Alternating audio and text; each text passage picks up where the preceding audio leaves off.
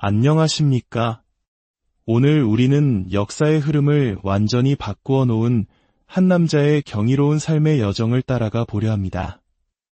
이 귀한 이야기를 시작하기에 앞서 하나님의 말씀이 주는 감동과 지혜가 더 널리 퍼져나갈 수 있도록 잠시 시간을 내어주시길 부탁드립니다.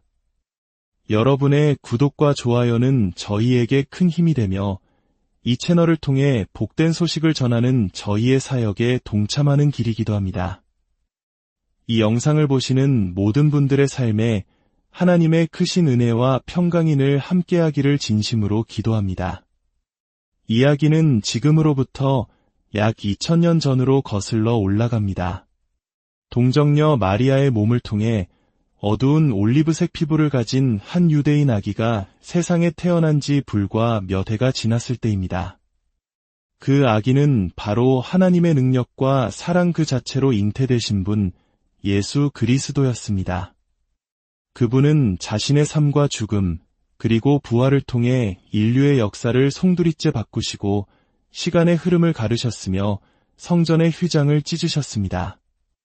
역사상 가장 위대한 분이셨고 가장 중요한 이야기를 온몸으로 살아내셨습니다. 하지만 그로부터 북쪽으로 약 1500km 떨어진 곳 또 다른 산의 아이가 태어나고 있었습니다. 그는 역사상 가장 중요한 인물은 아니었지만 그 역시 인류의 역사를 영원히 바꾸어 놓을 운명을 지니고 있었습니다. 가장 위대한 이야기를 살아내는 대신 그는 그 이야기를 전하는 자가 되었습니다. 자격 없는 이들에게까지 복음의 빛을 전하기 위해 선택된 사람이었습니다. 그의 이름은 사울. 훗날 그는 자신의 시대를 뒤흔든 가장 영향력 있고 영감을 주며 동시에 가장 많은 논쟁을 불러일으킨 인물이 됩니다. 그가 평생을 바쳐 전하고자 했던 그 위대한 이야기의 주인공 예수 그리스도 다음으로 말입니다. 사울은 오늘날 티르키예 지역에 해당하는 다소에서 베냐민 지파의 유대인 가문에서 태어났습니다. 그의 이름 사울은 의심할 여지 없이 그의 조상 중 가장 유명했던 인물 기브아의 사울 왕에게서 따온 것이었을 겁니다. 성경에 기록된 대로 사울 왕은 처음에는 하나님을 향한 열심으로 가득했으나 점차 분열된 마음을 품고 결국 살인적인 배신자로 변모했던 인물입니다. 다소의 사울은 아마도 자신과 이름이 같은 그 왕이 남긴 오점을 씻어내고자 하는 열망을 품고 자랐을지 모릅니다. 사울이 태어나기 약 70년 전 그의 고향 다소는 로마 제국에 의해 정복되었습니다. 여러 가설이 있지만 아마도 사울의 조부모는 로마가 이 번영하는 도시를 식민지화하기 전에 상당한 토지를 소유하고 있었을 가능성이 큽니다. 1세기 당시 로마 영토 내의 토지를 소유한다는 것은 그 사람과 자녀들에게 로마 시민권이라는 막대한 특권이 주어짐을 의미했습니다. 이것은 유대인으로서의 문화적 정체성을 지키면서도 로마 제국이 제공하는 모든 혜택을 누릴 수 있는 그야말로 모두가 탐내는 신분이었습니다. 길리기아 지방의 수도였던 다소는 무역과 부, 그리고 지식이 모이는 중심지였습니다. 당시 아테네에 버금가는 위대한 대학이 있었을 정도였죠. 사울은 이 활기찬 도시에서 유년기를 보내며 로마 시민으로서 도시가 제공하는 많은 것들을 접할 수 있었습니다. 하지만 그의 가정은 철저히 유대적이었습니다. 천막을 만드는 장인이자 바리새파였던 그의 아버지는 14년 동안 아들에게 가업과 신앙을 가르쳤습니다. 서기 20년경 사울이 14살이 되자 그의 아버지는 아들을 예루살렘으로 보내 가문의 오랜 친구였던 가말리엘의 문화에서 공부하게 합니다. 가말리엘은 아무나 스승으로 모실 수 있는 인물이 아니었습니다. 그는 당대 최고의 바리새파 지도자 중 한 명이었고 예루살렘이 직면한 현대적인 사회 문제에 율법을 어떻게 적용할 것인지를 가르치는 비교적 개방적인 신학의 중심에 있었습니다. 그는 율법을 일상생활에 적용하여 이웃보다 더 건강하고 지혜로우며 번영하는 삶을 살 수 있는 방법을 가르쳤습니다. 이러한 가르침은 다소의 부유한 상인 가문이었던 사울의 가족에게 매우 매력적이었을 것입니다. 이렇게 사울은 바리새인으로서의 공식적인 훈련을 시작합니다. 바리새파는 1세기 유대교의 중산층을 중심으로 형성된 분파로 율법을 당대의 문제에 맞게 해석하려 했습니다. 그들은 당시 엘리트 계층이었던 사두개파나 율법학자들의 권위주의에 대한 반동으로 생겨났으며 신학적으로 진보적인 편으로 여겨졌습니다. 이들 중 약 10명의 바리새인이 유대 최고의 의결기구인 사네드린 공의회의 의원으로 활동했습니다. 사네드린은 유대 사회 전체에서 가장 막강한 권력을 가졌으며 그들이 제정한 법은 지역에 상관없이 모든 유대인에게 적용되었습니다. 사울은 가말리엘 밑에서 약 8년간 공부한 후 고향 다소로 돌아와 지역 회당에서 봉사합니다. 그리고 몇 년 후 그는 일생일대의 소식을 듣게 됩니다. 바로 스승 가말리엘에 의해 사내들인 공의회 의원으로 추천받았다는 것이었습니다. 벅찬 마음과 뜨거운 열정을 안고 사울은 자신의 모든 지식을 쏟아부을 준비를 한 채 다소에서 예루살렘으로 돌아옵니다. 그러나 그가 다시 찾은 학문의 도시는 예전과 같지 않았습니다. 지난 몇 달 사이 예루살렘을 휩쓸고 있는 새로운 유대교 분파가 생겨났다는 것을 알게 됩니다. 그들은 나사렛 출신의 한 남자를 따르고 있었는데 그가 바로 하나님 자신이며 사울이 그토록 잘 알고 있던 구약의 예언을 성취하기 위해 인간의 몸으로 오신 분이라고 주장했습니다. 그들은 스스로를 그 길이라 불렀습니다. 마치 사내들인 공의회로는 세상에 빛을 비출 수 없다는 듯이 말입니다.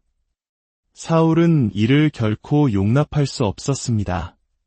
그는 그들을 나사렛 당이라는 경멸이 담긴 이름으로 불렀습니다.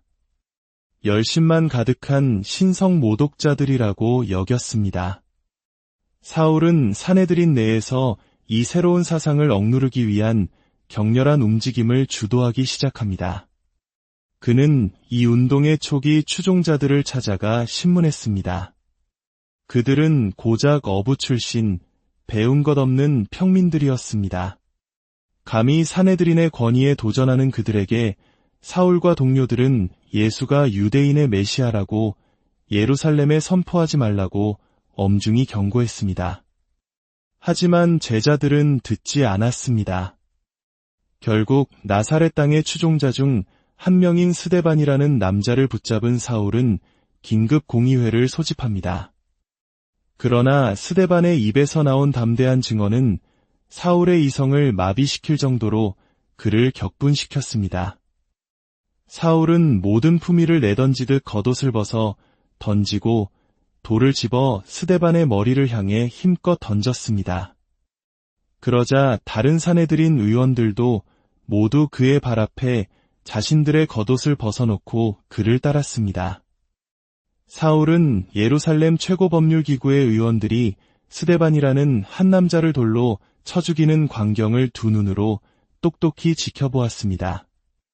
이 순교의 소식은 교회 전체에 울려 퍼졌습니다. 예루살렘 교회의 성도들은 생명의 위협을 느끼고 소아시아 각지의 고향으로 흩어졌습니다. 몇 달 동안 사내들이는 이 새로운 운동을 어떻게 잠재울 것인지 논의했습니다. 북쪽 지방에서 이 운동이 큰 인기를 얻고 있다는 소식을 듣고 그들은 법을 제정하기로 결정합니다. 안디옥에 거주하는 유대인 중 누구라도 이 급진적인 새로운 운동에 참여할 경우 체포하거나 그보다 더한 처벌을 내리겠다는 내용이었습니다. 이 서신을 북쪽 지방에 전달할 사람으로 누가 가장 적합하겠습니까? 바로 그곳에서 태어나고 자라 지리에 헌한 다소 출신의 사울이었습니다. 그는 짐을 꾸리고 예루살렘에서 다메섹으로 향하는 사흘간의 험난한 여정을 시작합니다. 이 여정은 사울의 인생을 그리고 인류의 역사를 영원히 바꿀 여정이었습니다. 사울이 몇몇 동료들과 함께 토라와 인생에 대해 토론하며 걷고 있을 때 갑자기 타는 듯한 빛이 그를 덮치며 눈이 멀게 되었습니다. 사울아, 사울아, 내가 어찌하여 나를 박해하느냐? 주님, 누구시니이까? 나는 내가 박해하는 예수라. 일어나 시내로 들어가라. 내가 행할 것을 내게 이를 자가 있느니라. 그와 함께 가던 사람들은 소리는 들었지만 아무도 보지 못한 채 말문이 막힌 채 서 있었습니다. 사울이 땅에서 일어났지만 눈은 떴으나 아무것도 볼 수 없었습니다. 사람들은 그의 손을 이끌어 다메섹으로 데려갔습니다. 그는 사흘 동안 보지도 못하고 먹지도 마시지도 못했습니다. 사흘이 지난 후 다메섹에 사는 아나니아라는 충실한 제자가 주님의 명령에 따라 마지못해 사울에게 안수했습니다. 그러자 성령의 능력으로 사울의 눈에서 비늘 같은 것이 떨어져 나갔습니다. 아마도 그는 생애 처음으로 하나님이 누구신지 명확하게 볼 수 있었을 것입니다. 이후의 사건들은 다소 불분명하지만 우리는 사울이 다메섹을 떠나 3년 동안 아라비아로 갔다는 것을 압니다. 그가 아라비아에서 정확히 무엇을 했는지는 베일에 쌓여 있지만 우리는 그가 그곳에서 성경을 깊이 연구하며 이제 그리스도라 부르는 새로운 구원자 예수님에 대한 사랑과 이해를 키워나갔을 것이라고 추측할 수 있습니다. 성경은 이렇게 기록합니다. 즉시 사울의 눈에서 비늘 같은 것이 벗어져 다시 보게 된지라 일어나 세례를 받고 음식을 먹음에 강건하여지니라. 사울은 다메섹의 회당들에서 즉시 예수를 전파하며 그는 하나님의 아들이시라고 선포했습니다. 듣는 사람들은 모두 놀라며 말했습니다. 이 사람이 예루살렘에서 이 이름을 부르는 사람을 멸하던 자가 아니냐? 여기 온 것도 그들을 결박하여 대제사장들에게 끌어가려 함이 아니냐? 그러나 사울은 힘을 더 얻어 다메섹에 사는 유대인들을 당혹하게 하며 예수가 곧 그리스도임을 증언했습니다. 여러 날이 지나자 유대인들이 그를 죽이기로 공모했습니다. 그들은 밤낮으로 성문을 지키며 그를 죽이려 했습니다. 그러나 그의 제자들이 밤에 그를 광주리의 다마 성벽에서 달아내렸습니다. 3년 후 그는 예루살렘으로 돌아와 15일 동안 베드로와 야고보를 만나 예수 그리스도의 부활과 삶에 대해 깊이 교제했습니다. 하지만 그를 따뜻하게 환영하는 분위기는 아니었습니다. 사내들이는 사울이 전파하고 다녔던 모든 소식을 들었고 일반 유대인들은 사울이 누구를 박해했는지 모두 알고 있었습니다. 결국 사도들은 사람들의 위협을 피해 사울을 그의 고향인 다소로 돌려보내는 것이 최선이라고 판단했습니다. 사울은 예루살렘을 떠나 3년 동안 다시 고향에 머물게 됩니다.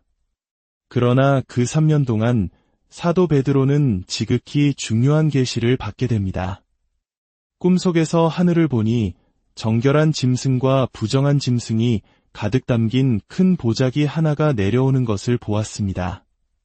하나님께서는 베드로에게 이 꿈의 의미를 해석해 주셨는데 그것은 바로 이제 이방인들도 예수 그리스도의 구원에 참여할 수 있게 되었다는 뜻이었습니다. 이 보편적인 메시지를 통해 우리는 때가 찼을 때를 위한 하나님의 거대한 계획이 성경 전체를 통해 펼쳐지는 것을 보기 시작합니다. 인류 문화와 번영을 위한 하나님의 계획은 그분의 백성의 다양성을 통한 연합으로 시작되고 끝납니다. 하나님 나라의 중심에는 메시아닉 유대인 운동, 즉 예수를 오랫동안 기다려온 메시아로 믿기로 결정한 유대인과 사마리아인들이 서 있습니다. 그리고 이제 안디옥이나 고린도에 있는 1세기 이방인들도 이 교회에 들어올 수 있게 되었습니다. 마지막으로 시대를 넘어 예수의 메시지를 알고 이해할 은혜를 받은 모든 이방인들이 하나님의 가족으로 들어오게 된 것입니다. 이 진리는 오늘날 분단된 조국의 현실을 살아가는 우리에게도 깊은 울림을 줍니다. 하나님 안에서 모든 장벽이 허물어지고 하나가 될 수 있다는 희망의 메시지이기 때문입니다. 이 새로운 계시로 무장한 베드로와 사도들은 신실하고 의로운 사람 바나바를 안디옥으로 보냅니다. 스데반의 박해 이후 그곳에 세워진 이방인 교회를 가르치기 위해서였습니다. 유대 문화와 관습이 없었던 안디옥 교회는 심지어 자신들의 운동에 새로운 이름을 붙였습니다. 바로 그리스도인, 즉 작은 그리스도들이라는 의미였습니다. 그러나 바나바는 자신이 이 새로운 환경에 어울리지 않음을 깨닫고 즉시 다소에 들러 헬라 문화에 흠뻑 젖어 자란 사울을 영입하여 새로운 교회를 함께 이끌도록 합니다. 지금까지 예수 그리스도에 대한 소식은 주로 예루살렘에 왔다가 좋은 소식을 듣고 고향으로 돌아간 여행자들을 통해 퍼져나갔습니다. 그러나 안디옥 교회를 1년간 섬긴 후 사울과 바나바는 죄사함이라는 이 좋은 소식을 당시 알려진 세계 곳곳의 이방인 도시들에 가서 전하라는 신성한 부르심을 받습니다. 그들은 제1차 선교 여행을 떠납니다. 이 여행은 안디옥에서 출발하여 배를 타고 소아시아로 들어가는 비교적 짧은 여정이었지만 사울의 정체성과 기독교 전체에 미친 영향은 지대했습니다. 이 여행에서 사울은 자신의 이름을 로마식 이름인 바울로 바꾸고 본격적으로 이방인을 위한 사도로서의 사명을 시작합니다. 그들은 여러 도시에서 극심한 반대에 부딪혔고 심지어 바울은 돌에 맞아 거의 죽을 뻔하기도 했습니다. 그러나 그들은 굴하지 않고 복음을 전했습니다. 여행을 마치고 안디옥으로 돌아왔을 때 그들은 유대로부터 온 어떤 사람들이 이방인 신자들에게 그리스도인이 되려면 모세의 율법에 따라 할례를 받아야 한다고 가르치고 있는 것을 발견합니다. 이 행위구원 신학에 대한 격렬한 논쟁 끝에 바울과 바나바는 이 문제를 예루살렘의 사도들에게 가져가기로 결정합니다. 서기 48년에서 50년 사이 예루살렘 공의회에서 사도 야고보의 주재하에 이방인을 위한 모세의 율법의 중요성에 대한 치열한 토론이 벌어집니다. 그리고 이날 야고보와 사도들은 바울의 손을 들어줍니다. 이방인들이 예수 그리스도의 제자가 되기 위해 특정 유대 관습을 따를 필요가 없다는 결정을 내린 것입니다. 예수 그리스도의 십자가가 우리가 할 수 없었던 모든 것을 이루셨기에 율법을 완성하셨으므로 더 이상 의무감으로 율법을 지킬 필요가 없고 오직 이스라엘의 하나님에 대한 감사와 경외심으로 지키면 된다는 것이었습니다. 이 흥분되는 소식을 안고 바울과 바나바는 안디옥으로 돌아가 2차 선교 여행을 계획합니다. 그러나 두 선교사 사이에 날카로운 의견 대립이 생깁니다. 아이러니컬하게도 그것은 그들의 동료였던 요한 마가의 행위에 관한 것이었습니다. 바나바는 그를 용서했지만 바울은 그를 신뢰할 수 없다고 판단했습니다. 결국 바울은 바나바와 헤어져 실라와 디모데라는 청년과 함께 2차 선교 여행을 떠납니다.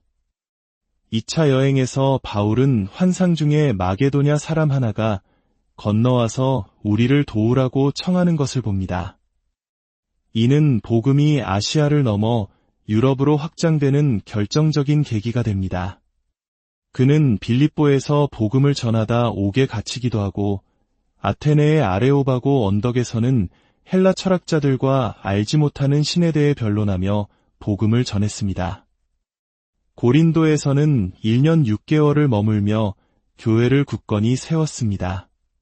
3차 선교 여행에서 바울은 에베소에 집중하며 2년 이상 머물렀고 이곳에서 그의 사역은 큰 부흥을 일으켰습니다. 그는 또한 이 기간 동안 로마서를 포함한 여러 중요한 서신들을 썼습니다. 마지막으로 바울은 예루살렘으로 돌아가기로 결심합니다. 많은 이들이 그곳에 가면 위험할 것이라고 만류했지만 그는 내가 주 예수의 이름을 위하여 결박당할 뿐 아니라 예루살렘에서 죽을 것도 각오하였노라고 말하며 자신의 길을 갑니다. 예상대로 그는 예루살렘 성전에서 체포되었습니다. 그러나 그는 자신의 로마 시민권을 사용하여 황제에게 상소할 권리를 주장합니다. 이로써 그는 재판을 받기 위해 로마로 압송됩니다. 로마로 가는 길은 험난했습니다. 그가 탐배는 것엔 풍랑을 만나 몰타 섬에서 파선했지만 하나님의 도우심으로 모두가 목숨을 구했습니다. 마침내 로마에 도착한 바울은 가택연금 상태에서도 찾아오는 모든 사람에게 담대하게 하나님 나라를 전파하고 주 예수 그리스도에 관한 것을 가르쳤습니다. 전승에 따르면 그는 결국 네로 황제의 박해 때 순교하여 참수형을 당했다고 합니다. 그는 사람들의 유익과 하나님의 영광을 위해 자신의 모든 것을 바쳤습니다. 바울은 죽었지만 그의 유산과 능력, 그리고 그가 전한 메시지는 오늘날까지도 기독교의 전당에 힘차게 울려 퍼지고 있습니다. 그는 오랫동안 기다려온 메시아의 실제에 너무나 큰 감동을 받았고 그 메시아께서 자신과 같은 박해자를 선택하셨다는 사실에 너무나 감격하여 희망과 구원의 메시지를 당시 알려진 세상의 이방인들에게 전했습니다. 그 메시지는 이것입니다. 모든 사람이 죄를 범하였음에 하나님의 영광에 이르지 못하지만 예수 그리스도를 믿는 믿음을 통하여 하나님의 의를 얻을 수 있다는 것. 그러므로 이제 그리스도 예수 안에 있는 자에게는 결코 정죄함이 없다는 것. 우리는 그리스도 안에서 그의 피로 말미암아 속량, 곧 죄 사함을 받았으니 이는 그의 은혜의 풍성함을 따른 것이라는 것. 여러 세대에 걸쳐 감추어졌던 이 비밀, 즉 이방인들이 유대인과 함께 상속자가 된다는 신비가 이제 그의 성도들에게 나타났다는 것. 그러므로 여러분이 그리스도와 함께 다시 살리심을 받았으면 이의 것을 찾으십시오. 거기는 그리스도께서 하나님 우편에 앉아 계시느니라. 그리하면 평강의 하나님이 여러분과 함께 계실 것입니다. 이것이 바로 때가 찼을 때를 위한 계획, 하늘에 있는 것이나 땅에 있는 것이 다 그리스도 안에서 통일되게 하려 하심이었습니다. 모든 영광, 안녕하십니까? 오늘 우리는 역사의 흐름을 완전히 바꾸어 놓은 한 남자의 경이로운 삶의 여정을 따라가 보려 합니다. 이 귀한 이야기를 시작하기에 앞서 하나님의 말씀이 주는 감동과 지혜가 더 널리 퍼져나갈 수 있도록 잠시 시간을 내어주시길 부탁드립니다. 여러분의 구독과 좋아요는 저희에게 큰 힘이 되며 이 채널을 통해 복된 소식을 전하는 저희의 사역에 동참하는 길이기도 합니다. 이 영상을 보시는 모든 분들의 삶에 하나님의 크신 은혜와 평강이 늘 함께하기를 진심으로 기도합니다. 이야기는 지금으로부터 약 2000년 전으로 거슬러 올라갑니다. 동정녀 마리아의 몸을 통해 어두운 올리브색 피부를 가진 한 유대인 아기가 세상에 태어난 지 불과 몇 해가 지났을 때입니다. 그 아기는 바로 하나님의 능력과 사랑 그 자체로 잉태되신 분, 예수 그리스도였습니다. 그분은 자신의 삶과 죽음, 그리고 부활을 통해 인류의 역사를 송두리째 바꾸시고 시간의 흐름을 가르셨으며 성전의 휘장을 찢으셨습니다. 역사상 가장 위대한 분이셨고 가장 중요한 이야기를 온몸으로 살아내셨습니다. 하지만 그로부터 북쪽으로 약 1500km 떨어진 곳 또 다른 사내 아이가 태어나고 있었습니다. 그는 역사상 가장 중요한 인물은 아니었지만 그 역시 인류의 역사를 영원히 바꾸어 놓을 운명을 지니고 있었습니다. 가장 위대한 이야기를 살아내는 대신 그는 그 이야기를 전하는 자가 되었습니다. 자격 없는 이들에게까지 복음의 빛을 전하기 위해 선택된 사람이었습니다. 그의 이름은 사울.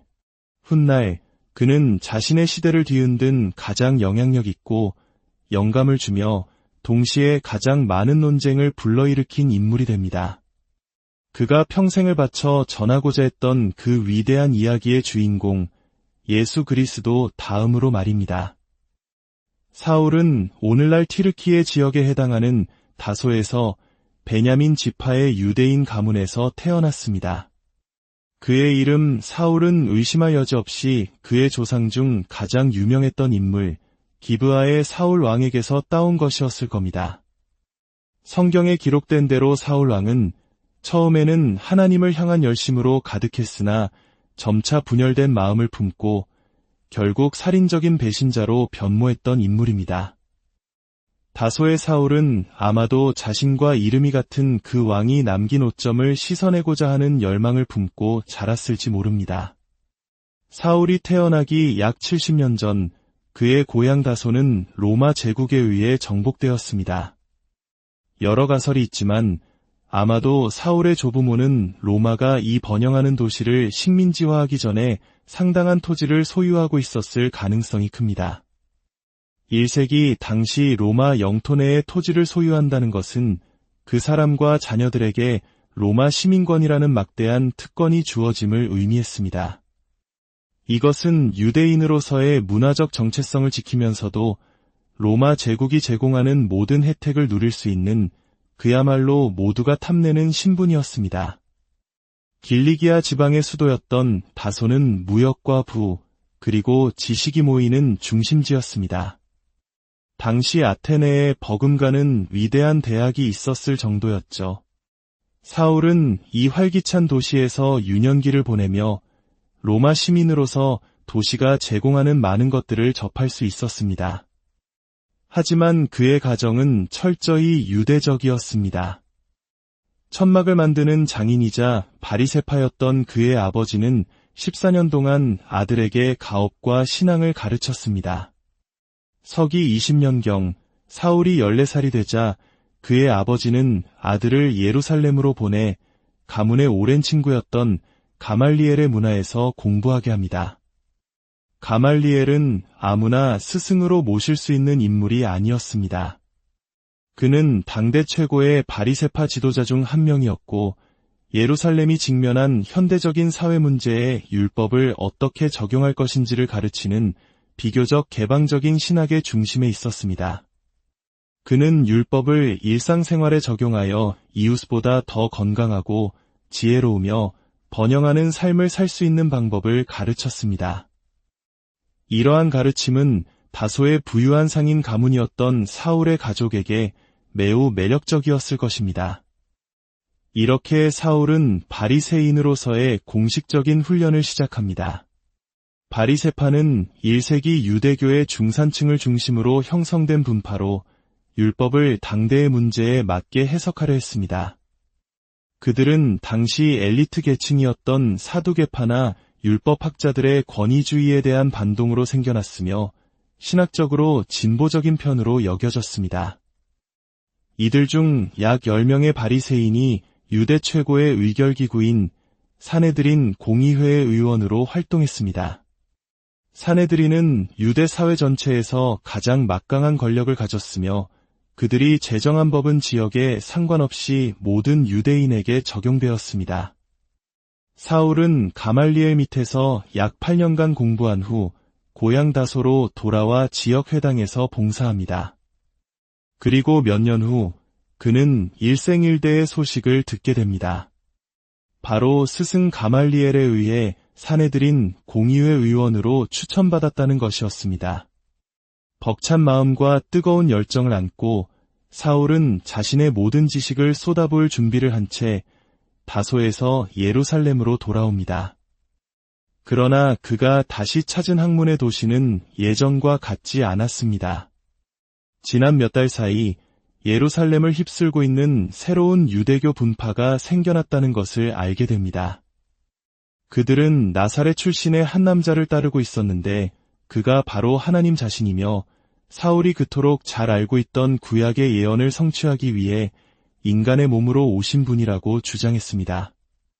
그들은 스스로를 그 길이라 불렀습니다. 마치 사내들인 공의회로는 세상에 빛을 비출 수 없다는 듯이 말입니다. 사울은 이를 결코 용납할 수 없었습니다. 그는 그들을 나사렛 당이라는 경멸이 담긴 이름으로 불렀습니다. 열심만 가득한 신성 모독자들이라고 여겼습니다. 사울은 사내들인 내에서 이 새로운 사상을 억누르기 위한 격렬한 움직임을 주도하기 시작합니다. 그는 이 운동의 초기 추종자들을 찾아가 신문했습니다. 그들은 고작 어부 출신, 배운 것 없는 평민들이었습니다. 감히 사내들인의 권위에 도전하는 그들에게 사울과 동료들은 예수가 유대인의 메시아라고 예루살렘에 선포하지 말라고 엄중히 경고했습니다. 하지만 제자들은 듣지 않았습니다. 결국 나사렛 땅의 추종자 중 한 명인 스데반이라는 남자를 붙잡은 사울은 긴급 공의회를 소집합니다.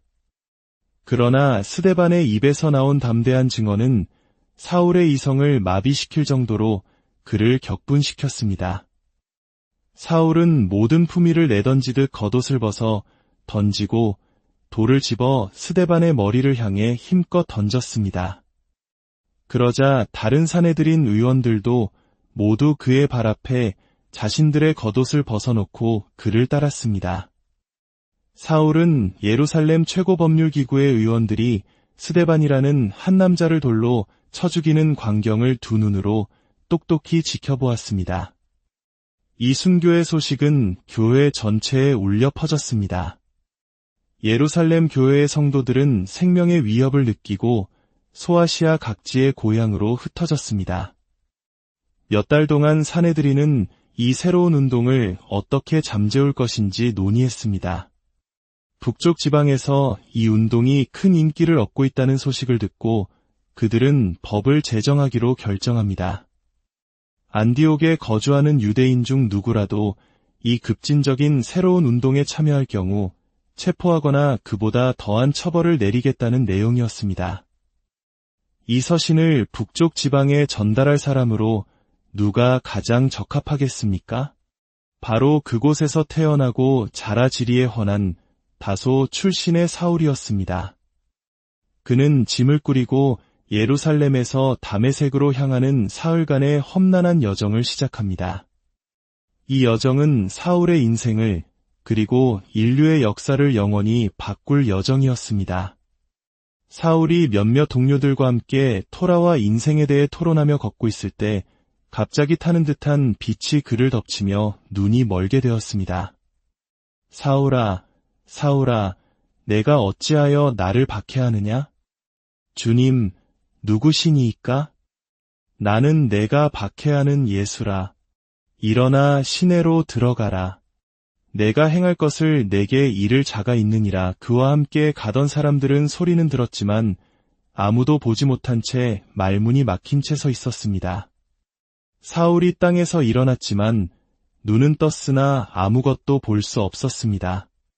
사람들은 그의 손을 이끌어 다메섹으로 데려갔습니다. 그는 사흘 동안 보지도 못하고 먹지도 마시지도 못했습니다. 사흘이 지난 후 다메섹에 사는 아나니아라는 충실한 제자가 주님의 명령에 따라 마지못해 사울에게 안수했습니다. 그러자 성령의 능력으로 사울의 눈에서 비늘 같은 것이 떨어져 나갔습니다.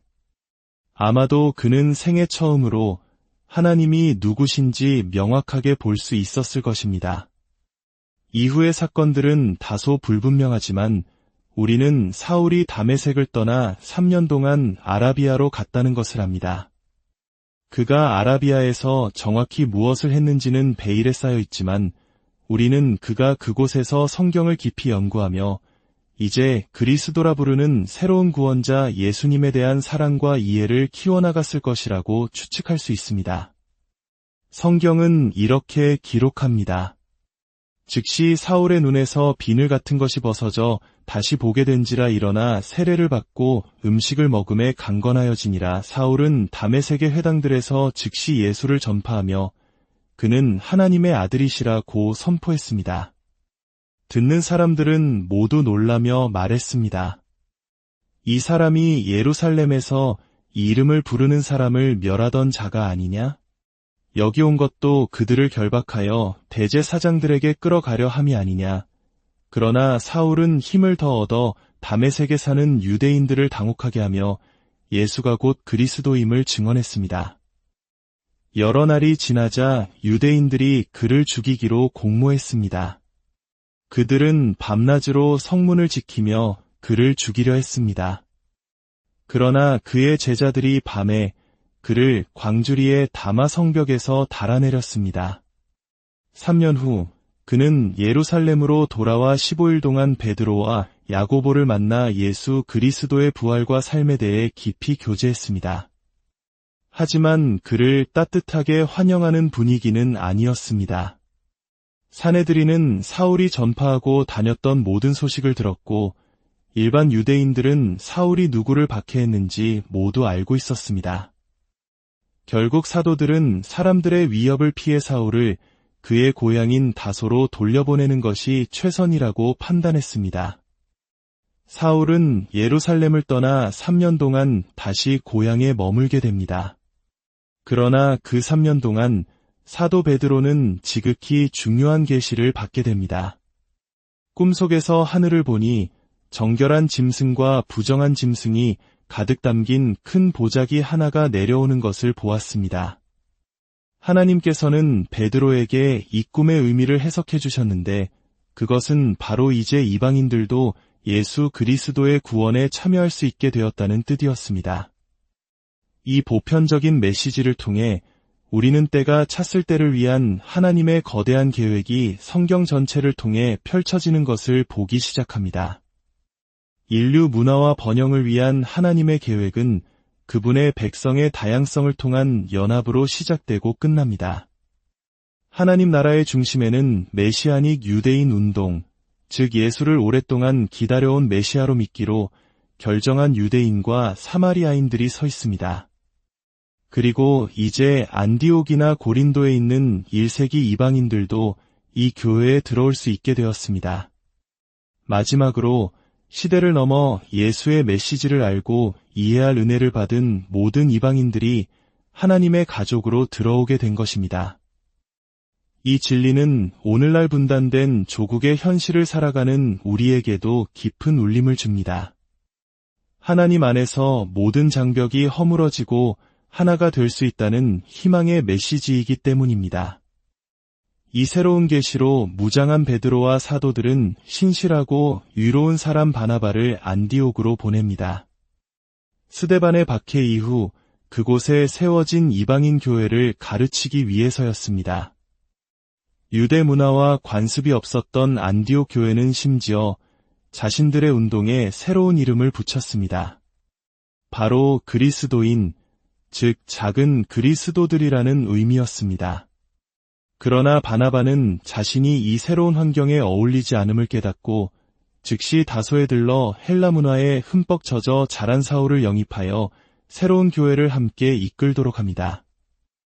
지금까지 예수 그리스도에 대한 소식은 주로 예루살렘에 왔다가 좋은 소식을 듣고 고향으로 돌아간 여행자들을 통해 퍼져나갔습니다.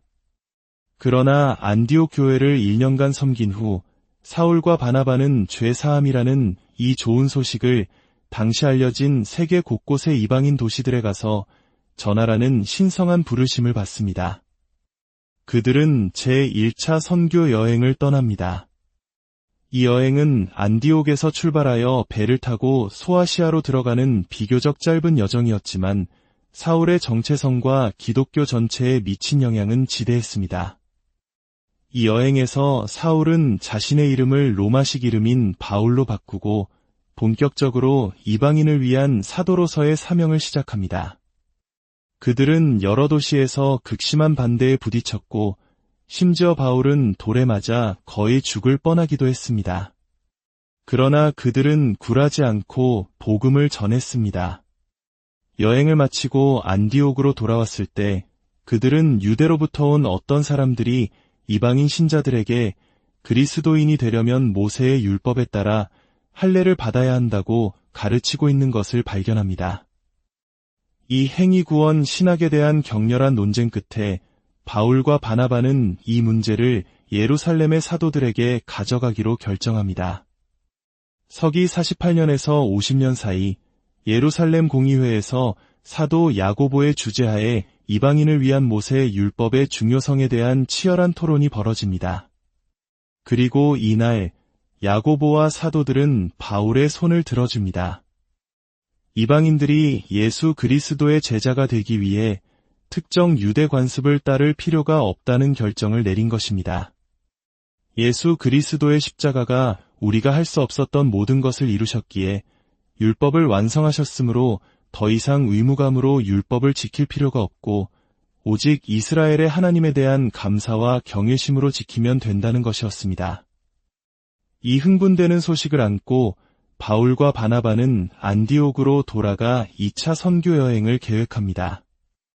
그러나 두 선교사 사이에 날카로운 의견 대립이 생깁니다. 아이러니컬하게도 그것은 그들의 동료였던 요한 마가의 행위에 관한 것이었습니다. 바나바는 그를 용서했지만 바울은 그를 신뢰할 수 없다고 판단했습니다. 결국 바울은 바나바와 헤어져 실라와 디모데라는 청년과 함께 2차 선교 여행을 떠납니다. 2차 여행에서 바울은 환상 중에 마게도냐 사람 하나가 건너와서 우리를 도우라고 청하는 것을 봅니다. 이는 복음이 아시아를 넘어 유럽으로 확장되는 결정적인 계기가 됩니다. 그는 빌립보에서 복음을 전하다 옥에 갇히기도 하고 아테네의 아레오바고 언덕에서는 헬라 철학자들과 알지 못하는 신에 대해 변론하며 복음을 전했습니다. 고린도에서는 1년 6개월을 머물며 교회를 굳건히 세웠습니다. 3차 선교 여행에서 바울은 에베소에 집중하며 2년 이상 머물렀고 이곳에서 그의 사역은 큰 부흥을 일으켰습니다. 그는 또한 이 기간 동안 로마서를 포함한 여러 중요한 서신들을 썼습니다. 마지막으로 바울은 예루살렘으로 돌아가기로 결심합니다. 많은 이들이 그곳에 가면 위험할 것이라고 만류했지만 그는 내가 주 예수의 이름을 위하여 결박당할 뿐 아니라 예루살렘에서 죽을 것도 각오하였노라고 말하며 자신의 길을 갑니다. 예상대로 그는 예루살렘 성전에서 체포되었습니다. 그러나 그는 자신의 로마 시민권을 사용하여 황제에게 상소할 권리를 주장합니다. 이로써 그는 재판을 받기 위해 로마로 압송됩니다. 로마로 가는 길은 험난했습니다. 그가 탐배는 것엔 풍랑을 만나 몰타 섬에서 파선했지만 하나님의 도우심으로 모두가 목숨을 구했습니다. 마침내 로마에 도착한 바울은 가택연금 상태에서도 찾아오는 모든 사람에게 담대하게 하나님 나라를 전파하고 주 예수 그리스도에 관한 것을 가르쳤습니다. 전승에 따르면 그는 결국 네로 황제의 박해 때 순교하여 참수형을 당했다고 합니다. 그는 사람들의 유익과 하나님의 영광을 위해 자신의 모든 것을 바쳤습니다. 바울은 죽었지만 그의 유산과 능력, 그리고 그가 전한 메시지는 오늘날까지도 기독교의 전당에 힘차게 울려 퍼지고 있습니다. 그는 오랫동안 기다려온 메시아의 실제에 너무나 큰 감동을 받았고 그 메시아께서 자신과 같은 박해자를 선택하셨다는 사실에 너무나 감격하여 희망과 구원의 메시지를 당시 알려진 온 세상의 이방인들에게 전했습니다. 그 메시지는 이것입니다.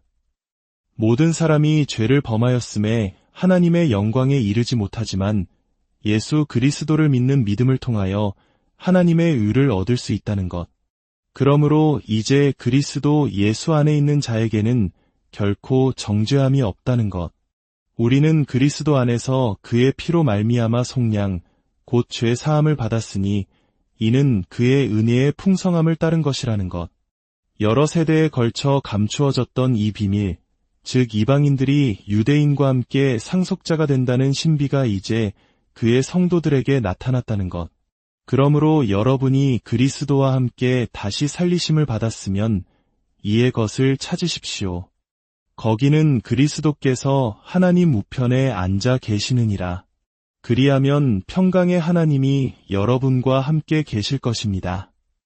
이것이 바로 때가 찼을 때를 위한 계획, 하늘에 있는 것이나 땅에 있는 것이 다 그리스도 안에서 통일되게 하려 하심이었습니다. 모든 영광, 안녕하십니까? 오늘 우리는 역사의 흐름을 완전히 바꾸어 놓은 한 남자의 경이로운 삶의 여정을 따라가 보려 합니다. 이 귀한 이야기를 시작하기에 앞서 하나님의 말씀이 주는 감동과 지혜가 더 널리 퍼져나갈 수 있도록 잠시 시간을 내어주시길 부탁드립니다.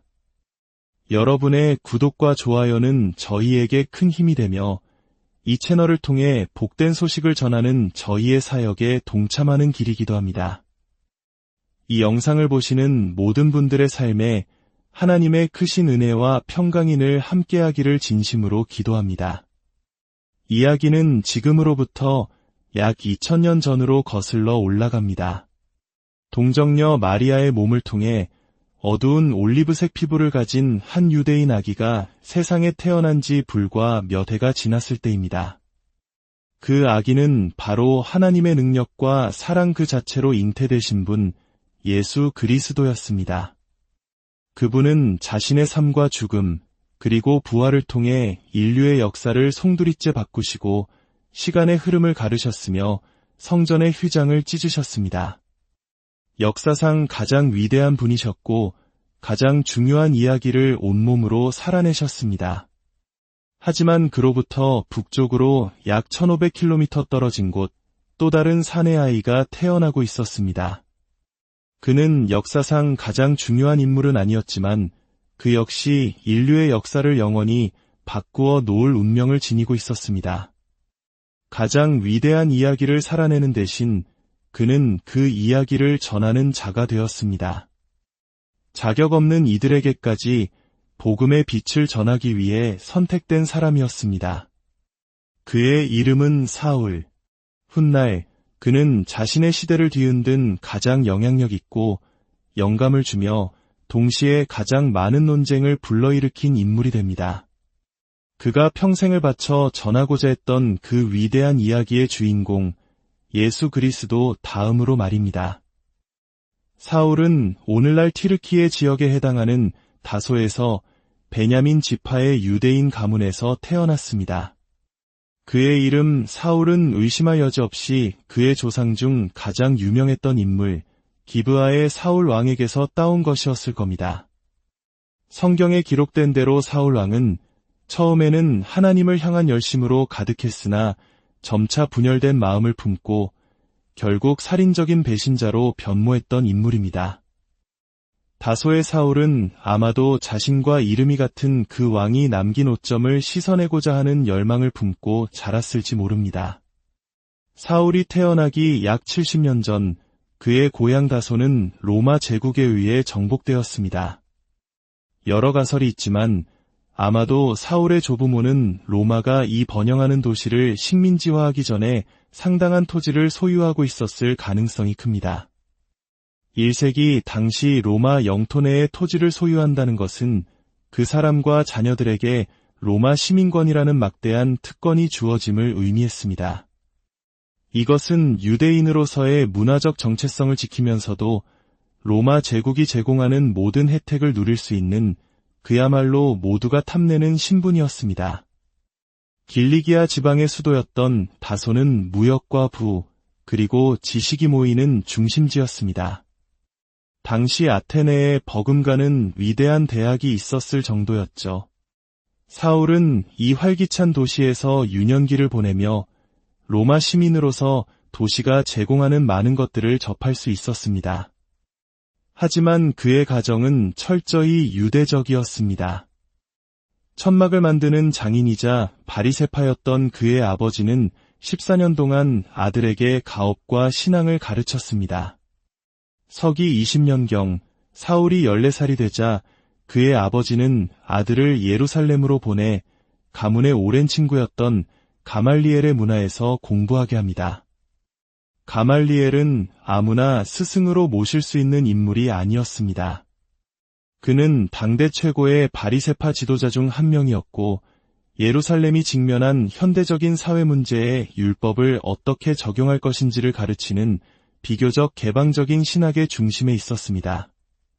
그는 율법을 일상생활에 적용하여 이웃보다 더 건강하고 지혜로우며 번영하는 삶을 살 수 있는 방법을 가르쳤습니다. 이러한 가르침은 다소의 부유한 상인 가문이었던 사울의 가족에게 매우 매력적이었을 것입니다. 이렇게 사울은 바리새인으로서의 공식적인 훈련을 시작합니다. 바리새파는 1세기 유대교의 중산층을 중심으로 형성된 분파로 율법을 당대의 문제에 맞게 해석하려 했습니다. 그들은 당시 엘리트 계층이었던 사두개파나 율법학자들의 권위주의에 대한 반동으로 생겨났으며 신학적으로 진보적인 편으로 여겨졌습니다. 이들 중 약 10명의 바리새인이 유대 최고의 의결기구인 산헤드린 공의회의 의원으로 활동했습니다.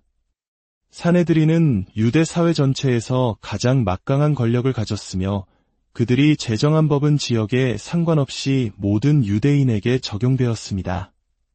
사울은 가말리엘 밑에서 약 8년간 공부한 후 고향 다소로 돌아와 지역 회당에서 봉사합니다. 그리고 몇 년 후 그는 일생일대의 소식을 듣게 됩니다.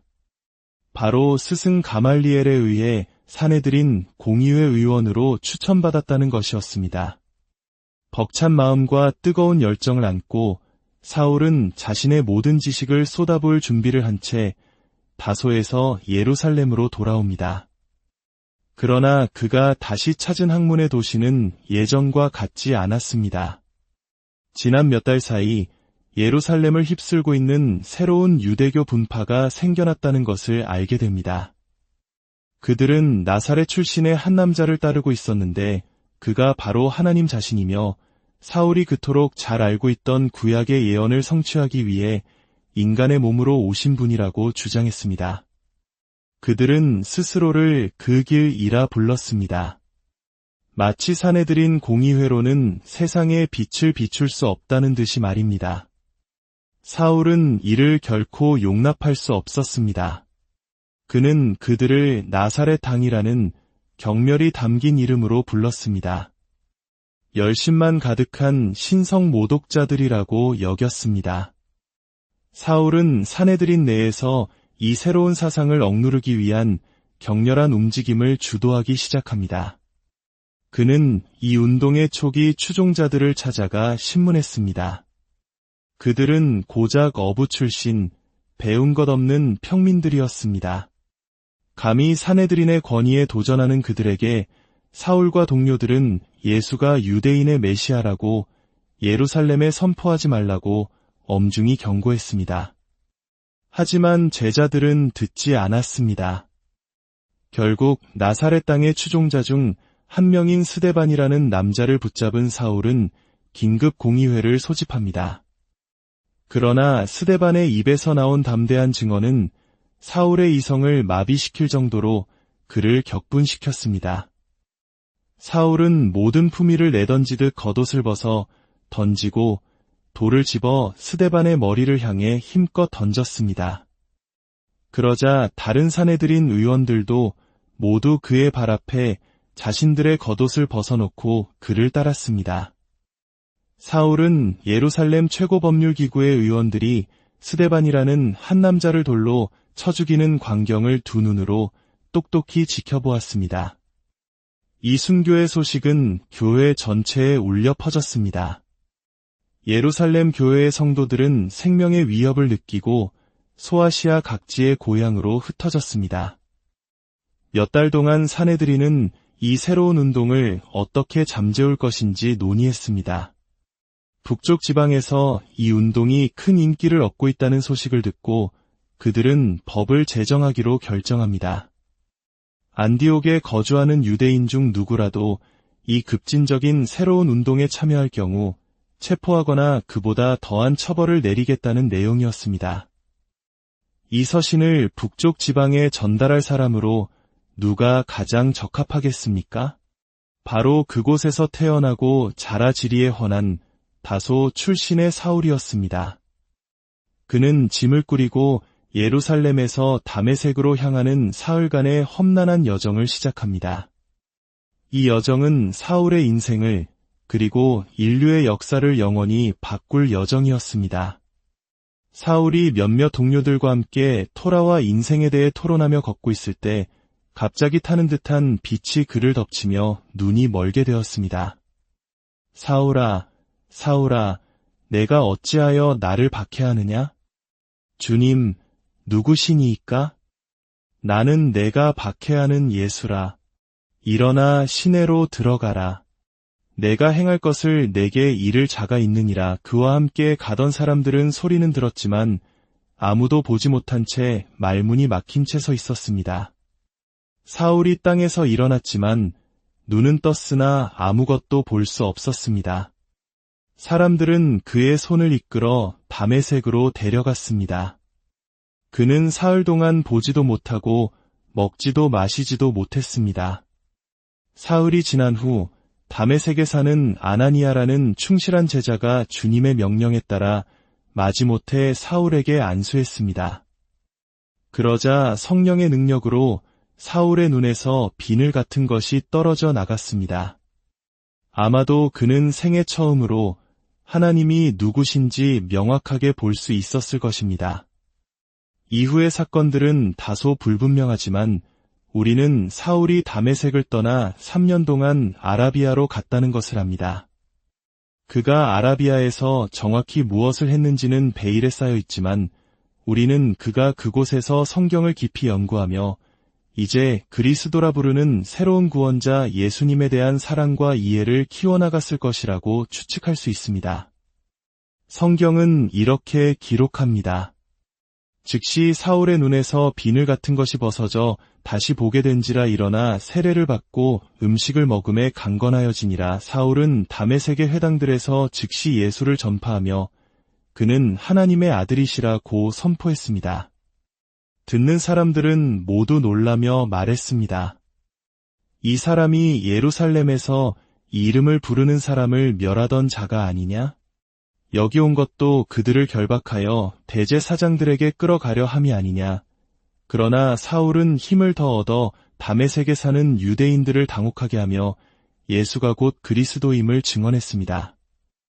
여러 날이 지나자 유대인들이 그를 죽이기로 공모했습니다.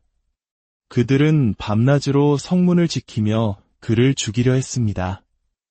그러나 그의 제자들이 밤에 그를 광주리의 다마 성벽에서 달아내렸습니다. 3년 후 그는 예루살렘으로 돌아와 15일 동안 베드로와 야고보를 만나 예수 그리스도의 부활과 삶에 대해 깊이 교제했습니다. 하지만 그를 따뜻하게 환영하는 분위기는 아니었습니다. 사내들이는 사울이 전파하고 다녔던 모든 소식을 들었고 일반 유대인들은 사울이 누구를 박해했는지 모두 알고 있었습니다. 결국 사도들은 사람들의 위협을 피해 사울을 그의 고향인 다소로 돌려보내는 것이 최선이라고 판단했습니다. 사울은 예루살렘을 떠나 3년 동안 다시 고향에 머물게 됩니다. 그러나 그 3년 동안 사도 베드로는 지극히 중요한 계시를 받게 됩니다. 꿈속에서 하늘을 보니 정결한 짐승과 부정한 짐승이 가득 담긴 큰 보자기 하나가 내려오는 것을 보았습니다.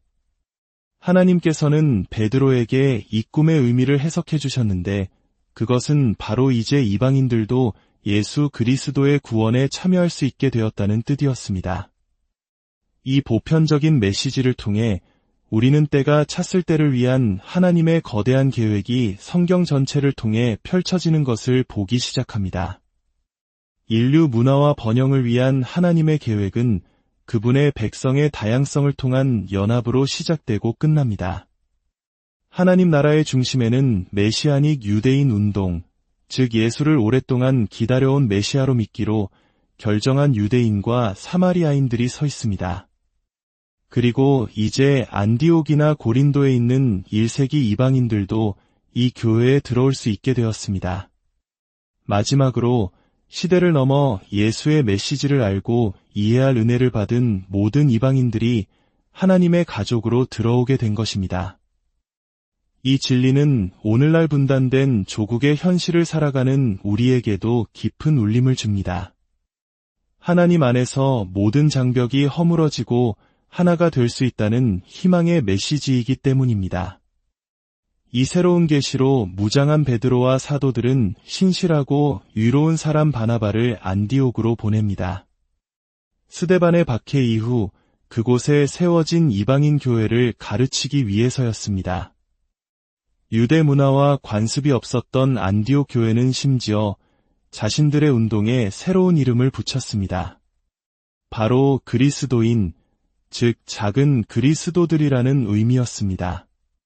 그러나 바나바는 자신이 이 새로운 환경에 어울리지 않음을 깨닫고 즉시 다소에 들러 헬라 문화에 흠뻑 젖어 자란 사울을 영입하여 새로운 교회를 함께 이끌도록 합니다. 지금까지 예수 그리스도에 대한 소식은 주로 예루살렘에 왔다가 좋은 소식을 듣고 고향으로